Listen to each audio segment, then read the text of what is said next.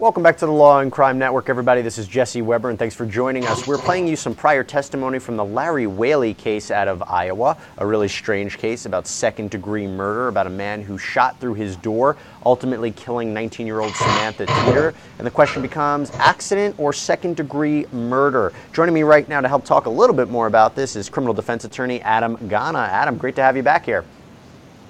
Good morning, Jesse. How are you? Doing good, doing good. Let's talk a little bit about what's happening today. We expect live testimony at around 10 a.m.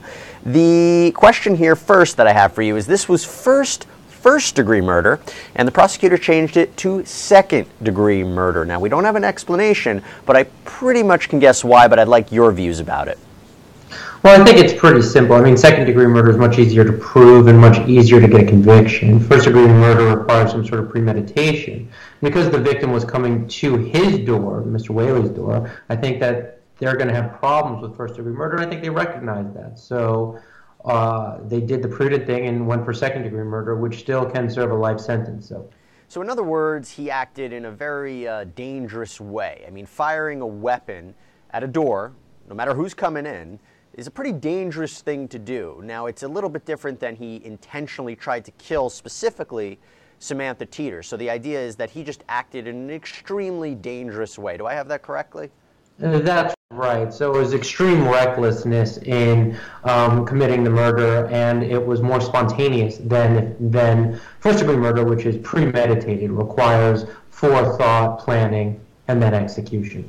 So how would the defense try to characterize this as an accident? I mean, what facts or what testimony do they need to distinguish it between an accident and someone who acted in such a reckless manner that caused the death of somebody? It seems like a pretty open and shut case for second-degree murder, so how do they frame it as an accident, an unintentional accident?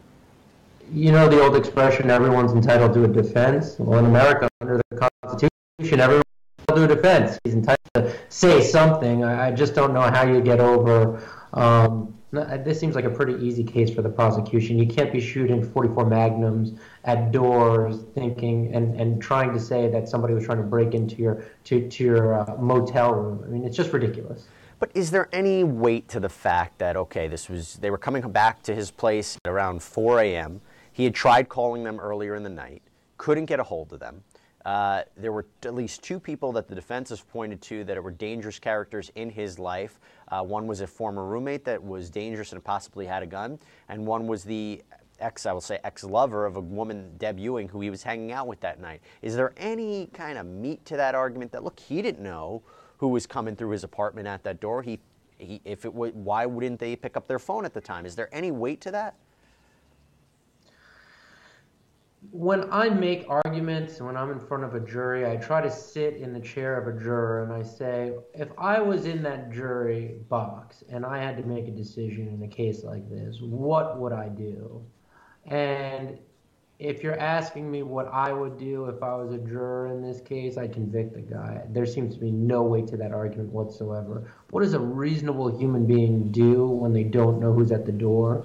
They ask them to identify themselves. They don't start shooting guns at the door and trying to argue later that it was in self-defense. It sounds absurd to me. And look, anything can happen with a jury, and prosecutions have high burdens of proof. They have to prove beyond a reasonable doubt that he killed with a great deal of recklessness, but I think this is pretty open and shut. What happens, and look, this case just started, so there's a lot we don't know. What happens if it comes out that he was on some sort of a drug or something was affecting his state of mind? We know that the woman that he was with that night, Deb Ewing, has admitted in her testimony that she was on, I think, methamphetamine at one point. And so if it was possible that he was altered by drugs, we'll see if that comes out. How will that affect this case? It means nothing. You don't get the benefit of saying, I was inebriated when I killed someone. That is not an excuse for murder, especially second-degree murder. Premeditation, if they were going for first-degree murder is more difficult because you need to show that there was forethought, and it's harder to show if somebody is on a lot of drugs in most states and most jurisdictions. But here, they're going for second-degree murder. You really don't get the benefit of saying, I'm a drug addict, don't lock me up for committing crimes. So in other Not words, how the justice system in America works. right. So in other words, whatever he was on, it doesn't affect the ability to him. When we talk about intent, it's a little bit different. Him just doing that act, firing that gun, that might be enough to just show that he's guilty in this kind of case. So even if it comes out that his state of mind was altered in some way, and that his perception of what was happening, and that he was paranoid, and he was living in a very emotional state at 4 a.m. in the morning, that won't play. No, it won't play at all. I don't think personally. I mean, look, like I said, a jury can do anything a jury wants to do. They'll hear facts, weigh evidence, and then make a determination. But to me, as I sit here weighing the facts of this particular case, this man is going to prison. Now, let me ask you this. We talk about drugs. As I said, Deb Ewing, who was with him that night, she admitted that she was on methamphetamine and heroin, and she had testified that they had hotel that night, and according to her, Mr. Whaley's words were, he didn't want to go to the hotel, he wanted to go to the hotel because he didn't want to kill anybody tonight. That's his words. That statement, what do you make of it in light of the fact that her state of mind was altered? I mean, look, at the end of the day, I think that that testimony just adds to the incredible weight showing that this man is going to be convicted or should be convicted by a jury. A jury will do whatever the jury wants to do, but when somebody says that they need to go somewhere to cool off so that they don't kill someone and end up killing someone at the end of the day, and you're playing from behind when you're in a criminal trial for murder, I don't think that that testimony, frankly, would be needed for a conviction in this matter, in my professional experience. But having that testimony in a case like this is incredibly damning. Now, Adam, let me ask you this. We see this a lot in self-defense cases where the defendant takes the stand. Would you put Mr. Whaley on the stand? Obviously, the facts have to come out. We have to see more. But do you expect, or would you be surprised to see if he takes the stand?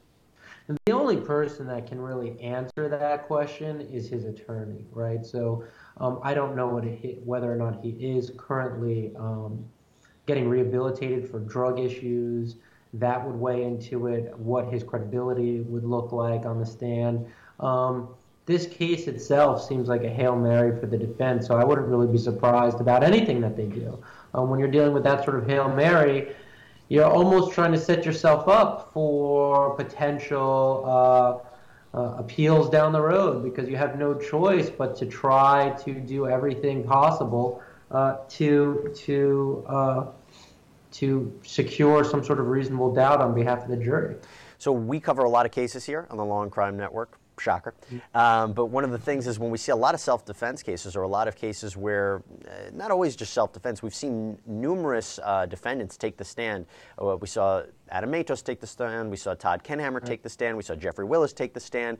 And in those three cases, they were found guilty. I think I can only recall maybe two cases where the two defendants took the stand in self-defense cases and maybe there was a mistrial. But the idea where it doesn't seem like the most successful outcome from what I've seen, and I'm just picking some of the cases we've picked, what really is the danger for them coming on the stand there and it doesn't always work in their favor?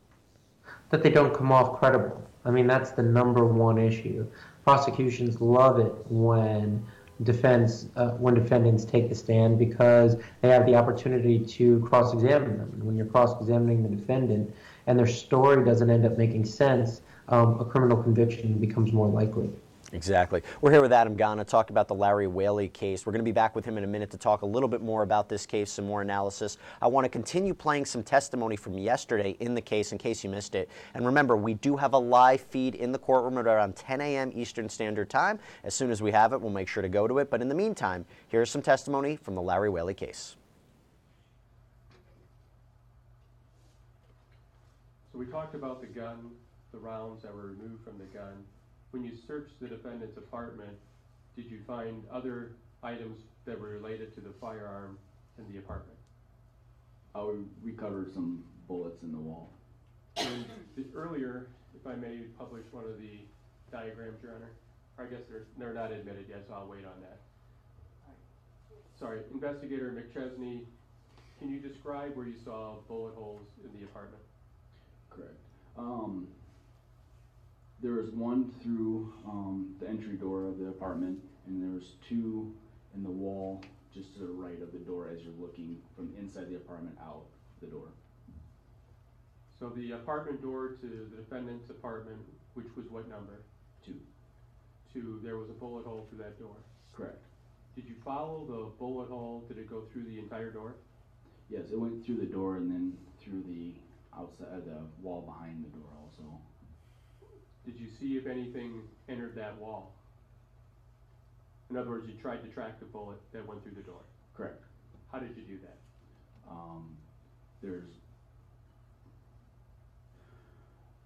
It's kind of like a kit that just you put, there's a long rod that you put through the hole and it shows the trajectory of the bullet. Okay. And were you able to, in the hallway, recover any bullet or bullet fragments? Yes. How about in the apartment? You said if you're standing in the defendant's apartment door at that doorway, facing the door, is the handle to your left or right, the doorknob? The doorknob would be to your left. And you said there was 2 other holes in the apartment to the left or the right of that door if you're facing it from inside. If you're facing it from inside, it would have been to the right. And those 2 holes, what did they go into? What type of material wall are we talking about? They entered through sheetrock and then hit a brick wall behind that. And the brick wall behind the sheetrock, was that all still in the defendant's apartment? Yes. Did you try to collect any bullets or bullet fragments from that? Yes, we did. And how did you go about trying to do that?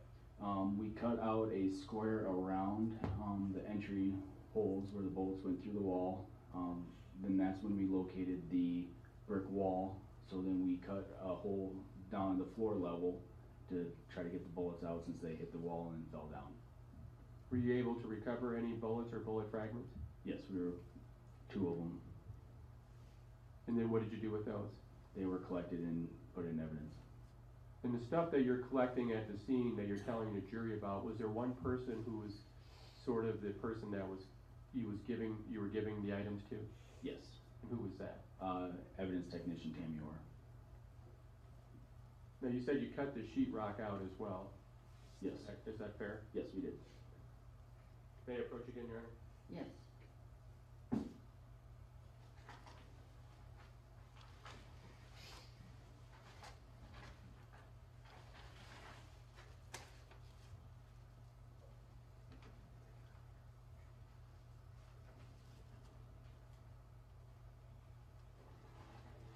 Investigator McChesney, I'm not going to remove it yet. Is this what has been marked as State's Exhibit number 8? Prior to coming to court today, have you had a chance to look at this? The day of, yes. Okay. And is this the sheetrock that you would have removed from Mr. Whaley's apartment? Yes, it is. The state would offer into evidence State's Exhibit number 8. No objection. Exhibit 8 is admitted.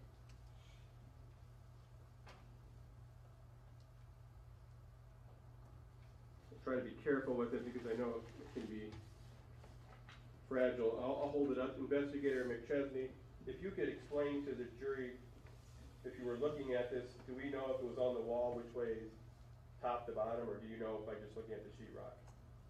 I don't by just looking at the sheetrock. We'd have to look at some photographs. Yes. Okay.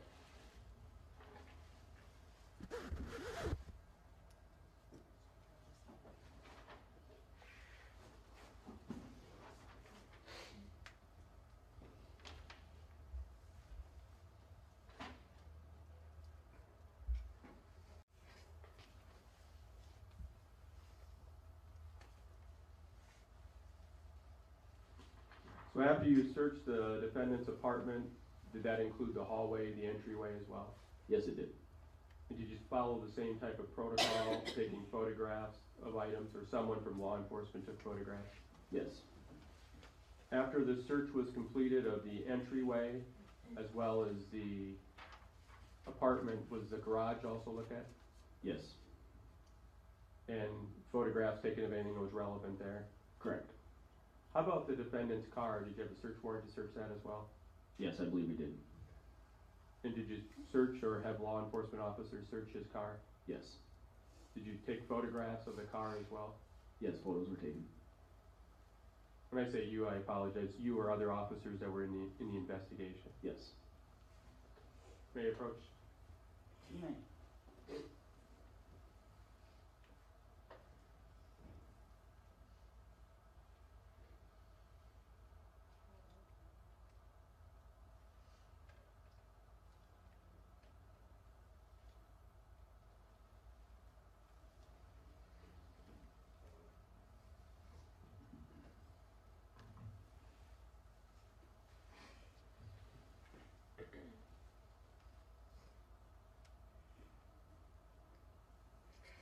Investigator McChesney have handed you some photographs, States Exhibits 41 through 46. Are these just some of the photographs that would have been taken of the defendant's car during the search on December 2nd of last year?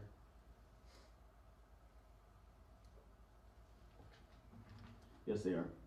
And would these fairly and accurately depict how the defendant's car looked when search was being conducted? Yes, they do. The state would offer into evidence States Exhibits number 41 through 46. No objection. Exhibits 41 through 46 are admitted.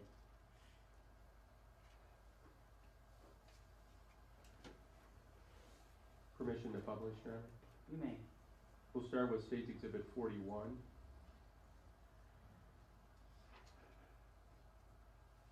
Investigator McChesney, what does this photograph show? The defendant's vehicle. This is where you found it, where it was parked. Yes. And if we look to the left, it may be clear, but just so we have it for the record, is that the front of the apartment? Yes, it is. And there's been described a security door. The door on the outside is not the security door, is it? I don't believe so. You go into a little hallway. Correct. There's mailboxes and numbers you can push to get in. Yes. Then you run into a security door. Correct. And then after you get in there, you can go up or down to get to apartments. Yes. States Exhibit 42. What does this photograph show? Would be the front seat. And there appears to be something on the passenger side front seat that looks like a weapon. Is that a weapon? No, it's not. It's actually a clock. This just shows how you found the front seat area when you searched it. Yes. States Exhibit 43. Why was this photograph taken? It is the back seat of the vehicle, and then also the .44 caliber rounds are found on the back side of the passenger seat. So if we go behind the passenger the passenger seat, right behind it, there's a little pocket or opening there. Yes. Was there anything on the back seat itself of significance? There was a box for a phone, and I believe a receipt was also found.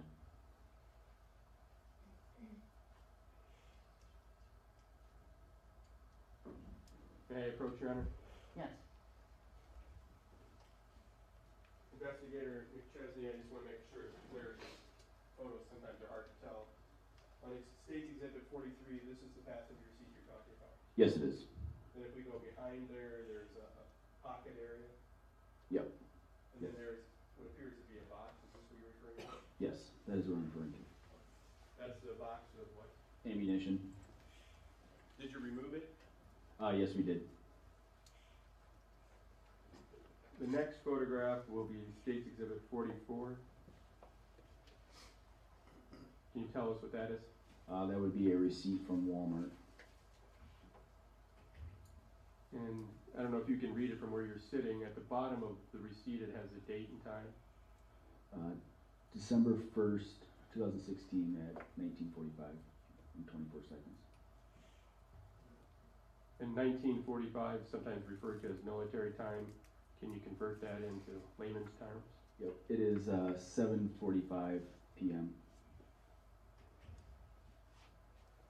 If we look up there, there's some codes. Looks like an E99911 fee, some minutes on there. Do you know, is this for the phone? Yes, it looks like it. Yeah, yes, The purchase of a phone. yes. And this receipt was found in that phone box. Yes, I believe it was. The phone was not in there though. No. Then State's Exhibit 45. Does this appear to be a close-up of what you were describing before? Yes, it is. So you took a close-up photograph, and then you actually removed the box. Then we'll show you State's Exhibit 46. Why did you take this photograph, or why was this photograph taken? The photograph was taken because it shows that there is 5 rounds missing out of the box of ammunition. Were you able to tell how many rounds originally were in the box? Yes. How many? 50. If we look on the right-hand side of the box, it has a number on there. Yes, it does. Lower right-hand corner. So 5 were missing from this box. Yes. Was the Walmart receipt, the phone box, the ammunition box, and ammunition all collected then? Yes. So after you collect all the evidence at the scene, what do you do with it? It is turned over to evidence technician Tammy Orr, and it's boxed up then or bagged up. Beside what you've already testified to, Investigator McChesney, did you have a role in looking at some phones in this case? Yes. And at that time, were you familiar with what they call a Cellbrite? Yes, I was. What is Cellbrite? A Cellbrite is a portable computer that you can plug electronic devices into, like phones or tablets, and that computer extracts information from that phone, such as phone contacts, call log, text messages, things like that. Will the Cellbrite always download everything on a phone? No, it will not. Why not? Sometimes the phone and the Cellbrite just won't talk. Sometimes the phone won't allow the Cellbrite to do what it's meant to do. Sometimes the phone's locked, and if the phone's locked, there's nothing we can do on that. If a person had a cell phone and had text messages on the cell phone, the Cellbrite then would not always get the text messages? No, they won't. Depends on if the program, the software, is able to pull some things off it. Correct. But what if the person had deleted text messages from their cell phone?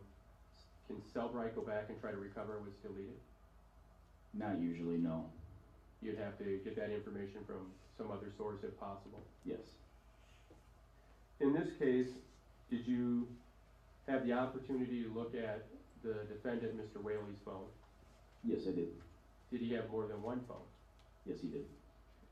Let's start, I don't know how you want to describe the difference. What are the 2 different phones Mr. Whaley had?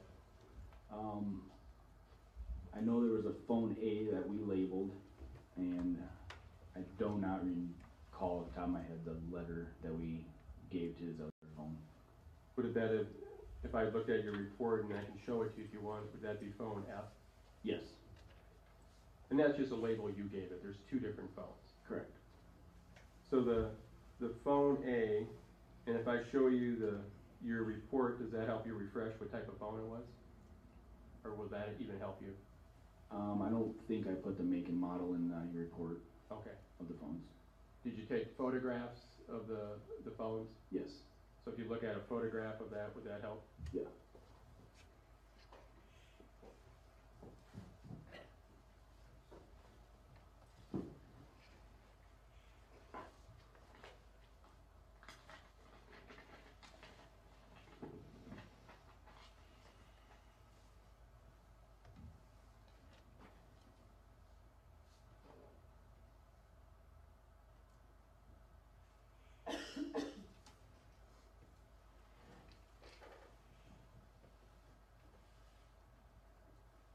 Welcome back to the Law and Crime Network, everybody. This is Jesse Weber. Thanks for joining us. We're showing you some testimony from yesterday in the Larry Whaley case out of Iowa. Again, for anybody who's just joining us, this is the case about a 61-year-old man who has been charged with second-degree murder in the shooting death of 19-year-old Samantha Teeter. Apparently, it is alleged that Mr. Whaley shot this young woman through his apartment door when he heard someone coming in. The defense is saying that this was an accident, that this was not second-degree murder, it was unintentional, he did not mean to do this. He thought that the person coming through his door was a possible threat, and they've indicated at least 2 individuals who they believe might have been what was who they said could have been somebody that he was afraid was coming through his door. I'm here with criminal defense attorney Adam Gana to talk a little bit more about this case. We talked about some aspects of it earlier in the day. Now I want to talk about it a little bit differently.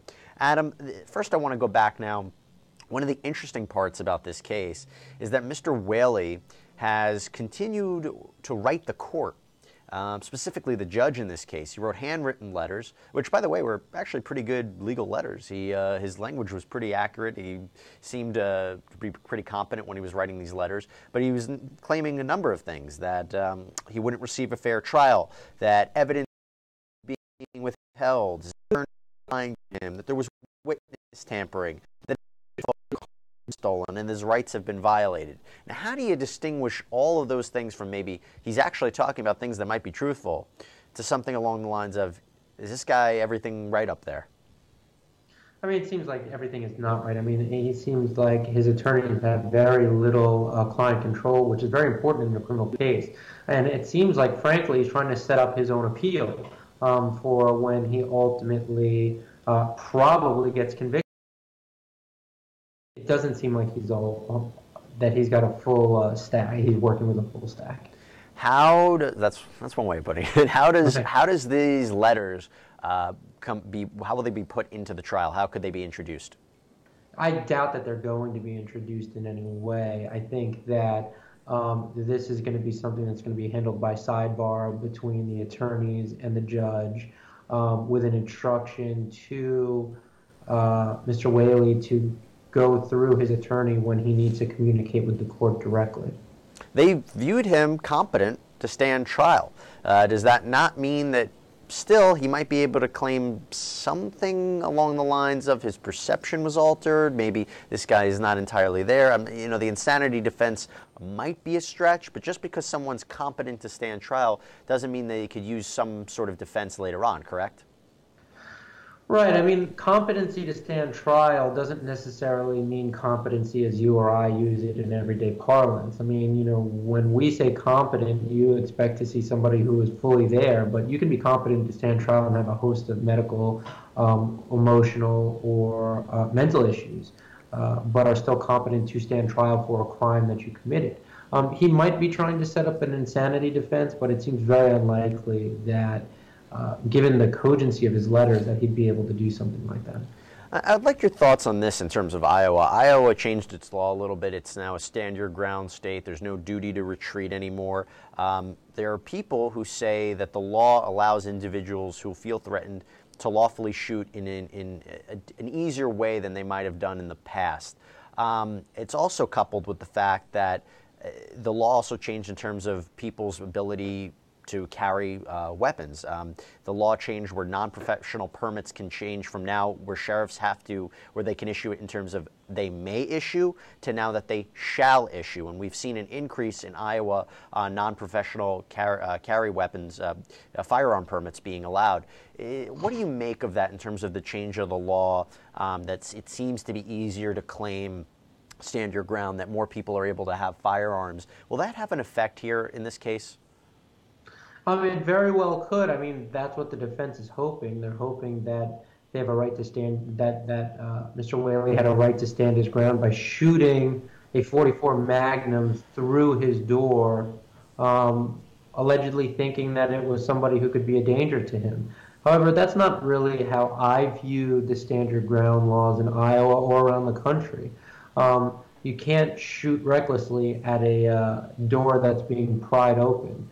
You need to be in more imminent danger for that law to apply to a self-defense case, in my personal opinion. But again, that's a decision for the jury to make. So even though, I think it's interesting, you could say, even though there is an increase in the permits coming there, even though the law has changed where it gives people an easier attempt to say stand your ground, I think it's also law enforcement and lawyers, there's a bigger attempt to be more stringent with the law and say it doesn't apply in every single situation, and you have to have a reasonable threat, and because it's not a subjective standard, it's really not what Mr. Whaley thought, it's what would a reasonable person in his circumstances have thought, and I think that's really where it's going to be an interesting play, and maybe that's why he may or may not take the stand. Yeah, I mean, if he took the stand, it'd be a Hail Mary, I think, and I wouldn't personally recommend it in a case like this. I think, it just doesn't make sense to me. But if he really wants to, I'm curious to see what his testimony would be.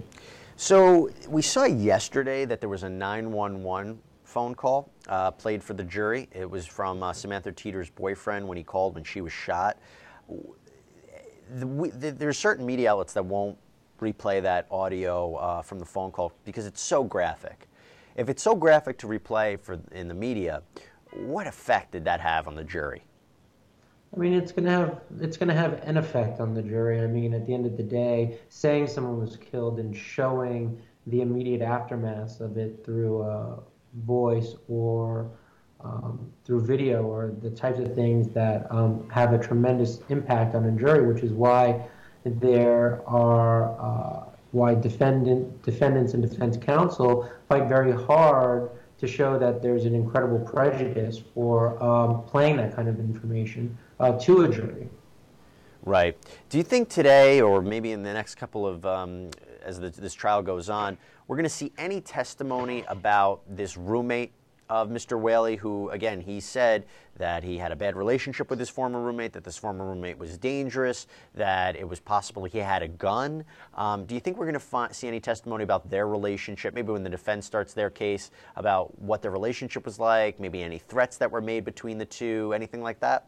Of course, but to me it seems like a red herring. I mean, they're trying to say that he was reasonably afraid someone was going to sneak into his house, and therefore he had a right to shoot at the door when he thought someone was sneaking into his house. It seems attenuated at best to me. Yeah, I mean, his attorney said if you're standing in Larry's shoes, who was it? Larry clearly didn't know. Why would this guy, a former U.S. Marine, shoot? He was terrified. Enough to convince maybe some jurors to think twice about this, that, okay, this guy had training. He wouldn't have really felt threatened unless there really was a credible threat? I mean, possibly. I mean, anything is possible in the criminal justice system. I've seen a lot, and I'm telling you that, anything is possible. And so right. You never know. But to me, this case is going to the prosecution based on my experience. Yeah. All right. Well, we know which way you stand, Adam. We'll have to see how it goes forward. Adam Gana, thanks so much for joining us today. We really appreciate your insight as we wait for the Larry Whaley case. Thanks again.